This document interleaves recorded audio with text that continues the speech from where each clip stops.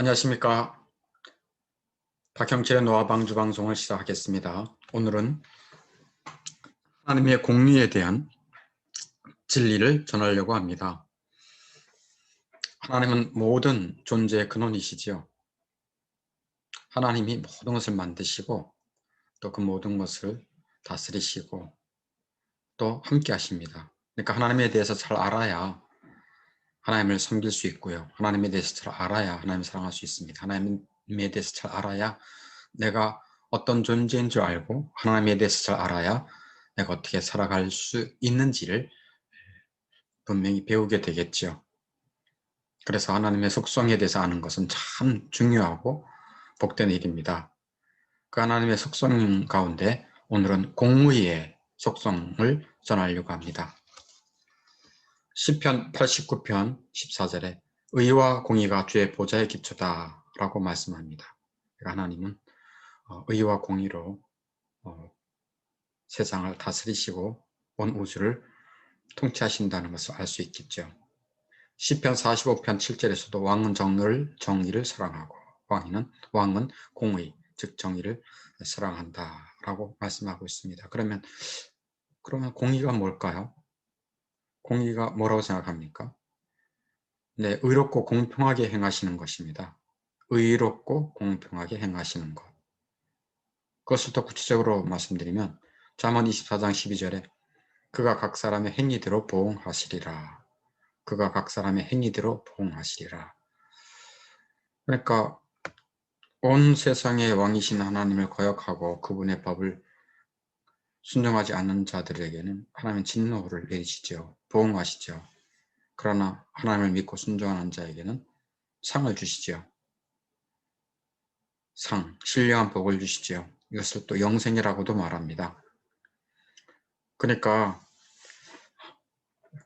교회를 다니지도 않고 하나님에 대해서 거역하고 그리스도를 사랑하지도 않는 그런 사람들은 그 위에 하나님의 진노가 이미 머물러 있는 것입니다.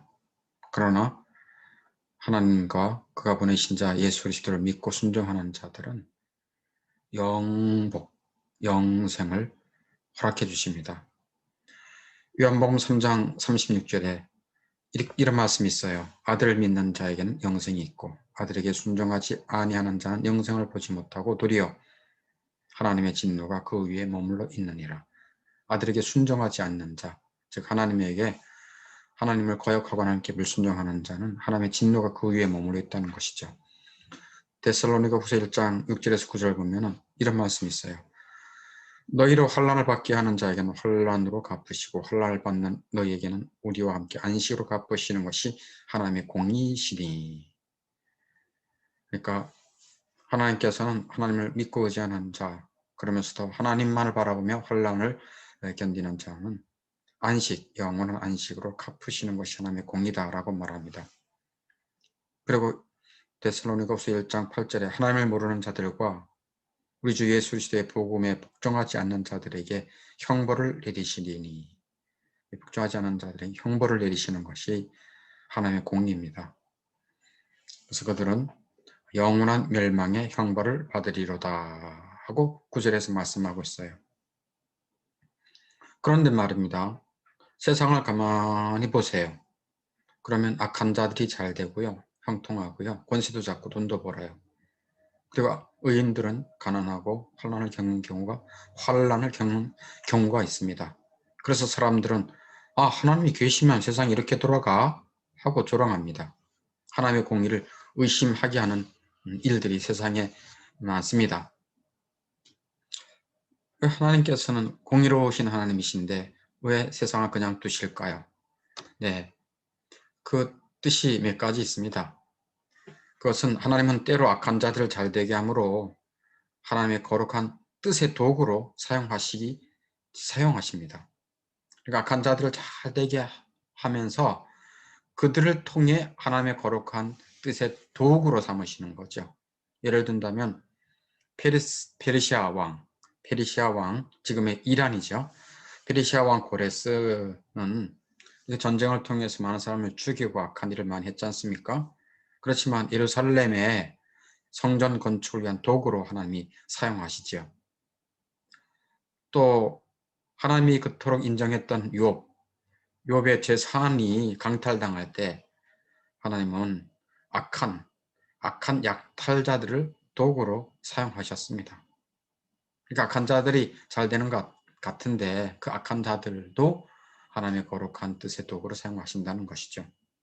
두 번째는 하나님은 악한 자들이 계속 죄악 가운데 행하고 형통하게 함으로써 그들로 변명할 수 없게 만드십니다. 그래서 계시록 2장 21절에 내가 그에게 회개할 기회를 주었을 때 자기의 음행을 회개하고자 하지 아니하는도다. 내가 기회를 주었지만 너희들이 계속 죄악을 범했다 하고 변명을 적게 하시는 것입니다. 또 한 가지는 하나님은 악한 자들을 항상 죄악 가운데 그냥 두지 않으시고요. 심판하기도 하십니다. 민수기 25장에 보면은 이스라엘 백성들이 모압 광야에서 음행을 저지릅니다. 음란한 일을 합니다. 참 음행하지 말라. 음행하는 것은 참 하나님의 백성으로서 좀 더러운 죄악이거든요. 그때 하나님께서는 민수기 25장 14절 15절에 시몬 지파 시므리와 미디안 여인 고스비 그 두 사람이 하나님의 장막에 데리고 와서 그 이방 여인과 함께 음란한 일을 합니다. 그때 하나님께서는 의로운 비느하스를 통해서 한창 음행 중인 그 시므리와 고스비를 막대기로 두 사람의 배를 찔러서 아주 참 비참하게 죽음을 맞게 하죠. 이렇게 하나님은 심판하시기도 합니다. 또 네 번째로는 더 큰 저주로 심판하기 위해서 기다리시는 것입니다. 악한 자들의 악행을 통해 형통하게 하시는 것은 오래 참으시는 거예요. 왜? 용서하시는 것이 아니고 뜸을 들여서 더 큰 저주로 갚으시기 위해서예요. 하나님은 공의로우시기 때문에 반드시 심판할 날이 있습니다. 공평하게 심판하는 것이 하나님의 공의입니다. 사도행전 17장 31절에 이는 정하신 사람으로 하여금 천하를 공의로 심판한 날을 작정하시고 천하를 공의로 심판한 날을 작정하셨다고 하나님의 말씀합니다. 하나님은 의인에게 상을 주시고 악인에게는 벌을 주시는 것이 공의입니다. 하나님은 나를 정하셨어요. 그리고 심판할 사람도 정하셨다고 그래요. 그가 누구일까요? 네, 요한복음 5장 22절에서도 예수 그리스도라고 말하고 있고요. 계시록 19장 11절에서도 그가 공의로 심판하며 싸우더라. 그가 공의로 심판하며 싸우더라. 이 흰 말을 탄 만주의 주 만왕의 왕 예수 그리스도 그가 심판주인 것을 요한계시록에서 말씀하고 있어요. 예수님이 공의로 심판하다. 공의로 심판하며 싸우더라 라고 말합니다. 그러니까 그가 칼을 가지고 온 세상을 심판하십니다. 계시록 19장 11절부터 15절까지 나오는데 그가 심판할 때에 그 포도주 틀을 밟겠고 포도주 틀에서 포도를 밟으면 어땠습니까? 시뻘건 물이 막 나오잖아요. 그러니까 사람들이 심판받아 죽음이 가득한 이 땅을 그렇게 그림으로 묘사하고 있는 것입니다. 그러니까 심판날을 하나님이 정하셨다. 공의로 심판하는 날. 그리고 심판주는 예수님을 정하셨다라고 말씀해요. 그런데 인생은 하나님 앞에 의로운 자가 하나도 없습니다.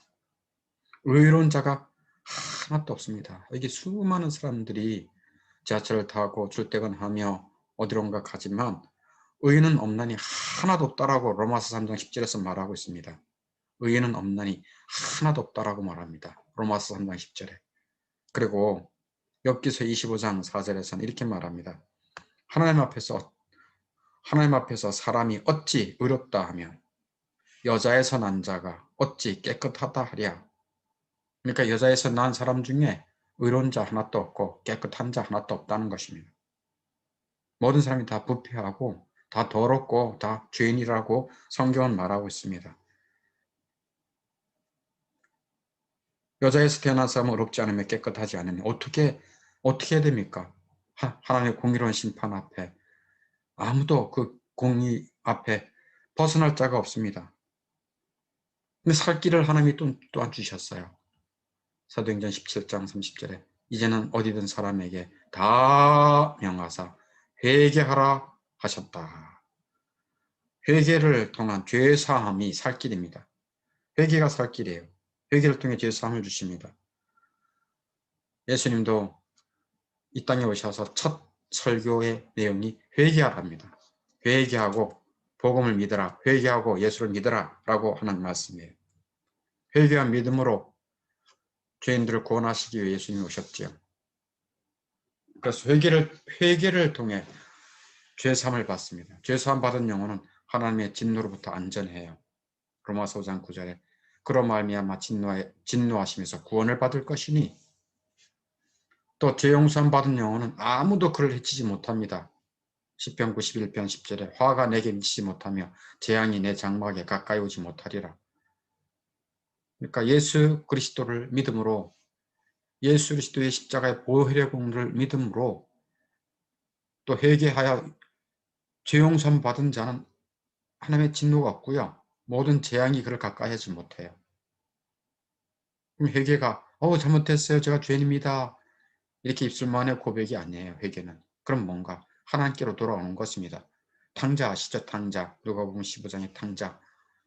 아버지를 떠나서 아버지 간섭받기 싫어서 멀리 떠났어요. 탕자가. 그리고 아버지한테 돈을 달라고 해서 다 탕진했습니다. 가서 친구들을 하고 술 먹고 또 나쁜 짓 하고 또 음란한 짓도 하고 세상에 빠져서 자기 마음대로 살았어요. 아버지를 떠나서. 그럼 회개가 뭐라고요? 탕자처럼 죄된 길에서 하나님께로 돌아오는 아버지 하나님께로 돌아오는 겁니다.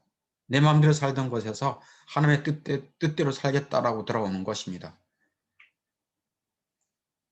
그렇게 돌아올 때 자비하신 하나님은 용서해 주십니다. 용서해 주시기를 기뻐하세요. 진정으로 회개하고 돌아올 때 하나님은 용서해 주시기를 기뻐하세요.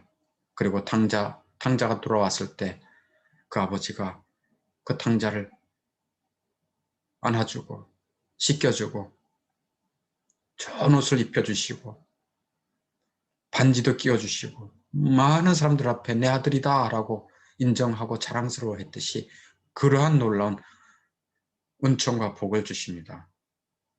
죄 용서는 말이죠. 하나님이 창조 때보다 비교도 안 되는 최고의 은총이에요. 그런 은총을 하나님은 회개하는 자에게 내려주십니다. 우리 모두는 태어나 보니까 죄인이었어요. 하나님의 공의 앞에 피할 길이 아무도 없었습니다. 근데 하나님이 피할 길을 주셨습니다. 예수 그리스도 앞에 회개하고 회개를 통해서 하나님 앞에 돌아올 때 하나님은 용서하시고 하나님 모든 좋은 것으로 채워주십니다. 여러분에게 회개의 은혜가 있기를 바라고요. 믿음의 은혜가 있기를 바라고요. 구원의 은혜가 있기를 바랍니다. 어떻게 하면 된다고요? 회개의 은혜를 구하세요. 믿음의 은혜를 구하세요. 구원의 은혜를 구하세요. 그 하나님의 진노에서 벗어나 누구의 공로로? 예수 그리스도의 공로로 벗어나 죄 용서함 받고 회개를 통해 죄 용서함 받고 하나님의 어마어마한 신령한 복에 동참하여 하나님께 영광이고 하나님을 순종하고 하나님을 사랑하는 그런 복된 삶을 살아갈 수 있기를 바랍니다. 노아방주 방송을 마치겠습니다. 다음에 또 만나겠습니다.